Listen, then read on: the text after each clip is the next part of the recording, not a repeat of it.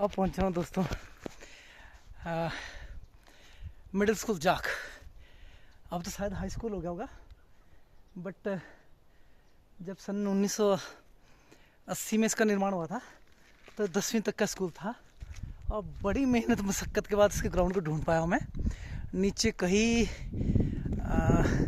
सरकारी विभाग खुल चुके हैं, जैसे आयुष्मान कार्ड का है, स्मार्ट गांव का है, या अपना प्राथमिक स्वास्थ्य केंद्र है।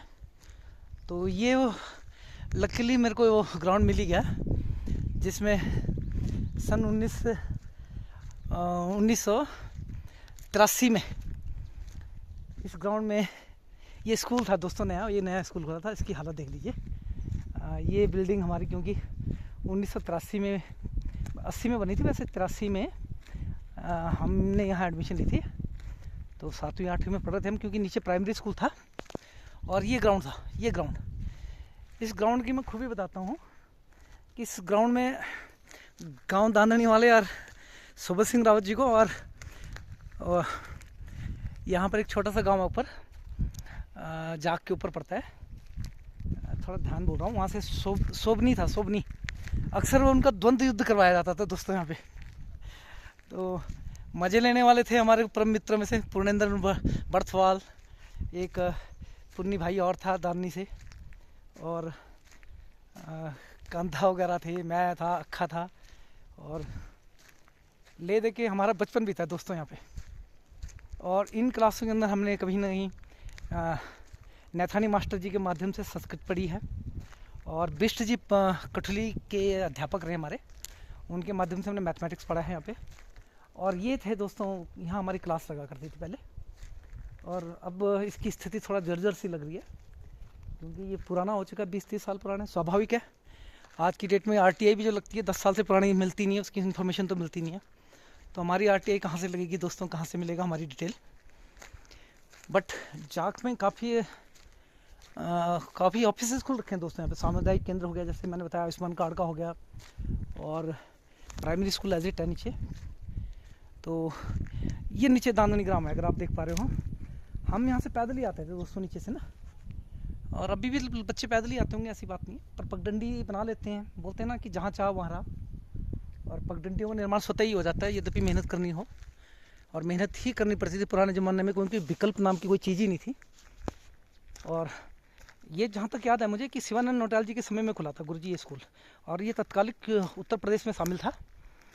और शिवानंद नौटियाल जी शिक्षा मंत्री थे, और सरकार मुझे लगता है उस समय थी अपना बीपी सिंह जी की, उत्तर प्रदेश के मुख्यमंत्री हुआ करते थे। तो उस समय का निर्माण हो रखा है इस स्कूल में। लेकिन मेरा सरकार से आग्रह है कि जो भी सरकारी कार्यालय होते हैं या विद्यालय होते हैं, उनको जर्जर स्थिति में नहीं छोड़ना चाहिए, कहीं ना कहीं उनको रिपेयर करवाना चाहिए। क्योंकि पुरातत्व विभाग क्या करता है कि जैसे मैंने देखा है कालका चंडीगढ़ में, वहाँ पर पांडवों के टाइम की जो पांडवकालीन वो हैं पानी के तालाब हैं, उनका भी सौंदर्यकरण किया गया है, नवीनीकरण किया गया है, लेकिन उनकी जर्जर स्थिति को सुधारा गया है। तो कहीं भी पुरानी हमें अपने इतिहास को मिटने नहीं देना चाहिए। तो ये हमारे हाथ की बात नहीं है, ये हमारे नेताओं के ऊपर और हमारे अधिकारियों के ऊपर निर्भर करता है कि हमने किस प्रकार से परिवर्तन लेके आना है, और पुरानी धरोहर को रखते हुए, शामिल करते हुए। तो बड़ी मुश्किल से खोद पाया हूँ दोस्तों मैं इस स्कूल को, क्योंकि मैं नीचे से ढूंढता हुआ आ रहा था। लगभग मुझे 15 से 20 मिनट लगे। आजकल गर्मियों की छुट्टियाँ है भी कोई नहीं, पर अंततः मेरे को सफलता मिली, और यहाँ पे इस स्कूल को खोज पाया हूँ। ये कुछ मुझे ऐसा लग रहा है कि ये नया खुला हुआ है यहाँ पे, राजकीय उच्चतर माध्यमिक विद्यालय जाख। अच्छा, ये ऐसा लग रहा है कि जैसे वहाँ से क्लासेस यहाँ शिफ्ट कर दी गई, क्योंकि ये नया बन रखा है। ये देखिए,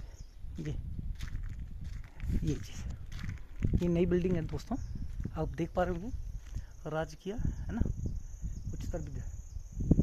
तो उम्मीद करता हूँ कि मेरे इस वीडियो को लोग देखेंगे, और जाख विद्यालय में पढ़ने वाले, जाख से कुछ प्रबुद्ध लोग, और दाननी के, चमराड़ा के, सिंगी के, और खल्लू से, और ऊपर ये चिमनियों से था, सुबनी चिमनियों गांव से, और थापड़ा, और पंपापुरी एक गांव बोलते थे जी, पंपापुरी। एक ही मकान होता था, काफ़ी लंबा चौड़ा। सामने खलखेतु है गुरु जी, यहाँ पे खलखेतु में भी हमारा कई बार आना जाना हुआ। और एक यहाँ प्रसिद्ध तालाब है नीचे, जो नदी बहती है, वो नदी जाती है चमराड़ा की तरफ। उसमें एक थौला गिराव बहुत फेमस है। ज़्यादातर विद्यार्थी यहाँ से जब हाफ टाइम होता था वहाँ पे नहाने चले जाते थे गर्मियों के टाइम में। और वहाँ एक विद्यार्थी की भी एक समय में अकस्मात मौत भी हुई थी, क्योंकि उसका पैर फंस गया था वहाँ तालाब में। परंतु फिर भी उसके बावजूद हमारे यहाँ के जो तांदनी के जाग के विद्यार्थी लोग थे, जैसे रिसेस होता था, मतलब हाफ टाइम होता था, तो गर्मी के टाइम में या तो करौंदे खाने चले जाते थे या थौला गिराव में नहाने चले जाते थे।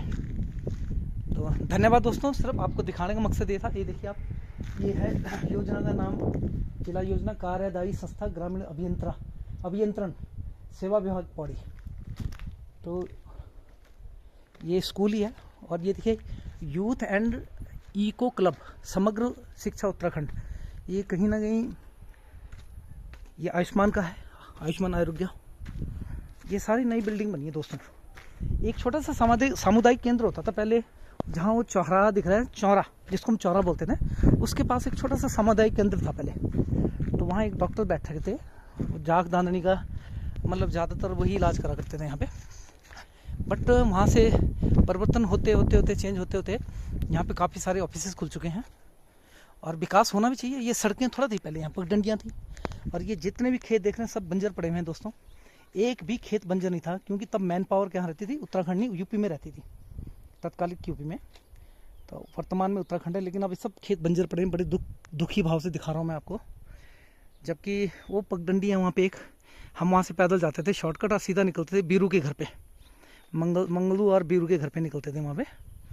और ये सारे खेतों में क्या था, कहीं ना कहीं चाहे बरसात पर निर्भर रहते थे, लेकिन मेहनत की जाती थी वहाँ पे। इन खेतों की जुताई वगैरह की जाती थी, हल चलाया जाता था इन पे। दुर्भाग्य देखिए हमारे उत्तराखंड का आज की डेट में सारे बंजर पड़े हैं। खैर, हमें किसी को पॉइंट आउट करने का कोई अधिकार नहीं दोस्तों, क्योंकि हम स्वयं भी यहाँ से सन 1984 में यहाँ से पलायन कर गए थे, क्योंकि तब परिस्थितियाँ ऐसी नहीं थी जैसे आज की डेट में हैं। और उन परिस्थितियों में बड़े परिवारों को पालना या हायर एजुकेशन लेना यहाँ पर अवेलेबल नहीं था। मैंने पहले भी जैसे बताया, ये प्राइमरी स्कूल होता था पाँचवीं क्लास का नीचे, और ये 8वीं का बना था तब 1980 में। और सुमाड़ी में जो होता था 10वीं तक का विद्यालय होता था।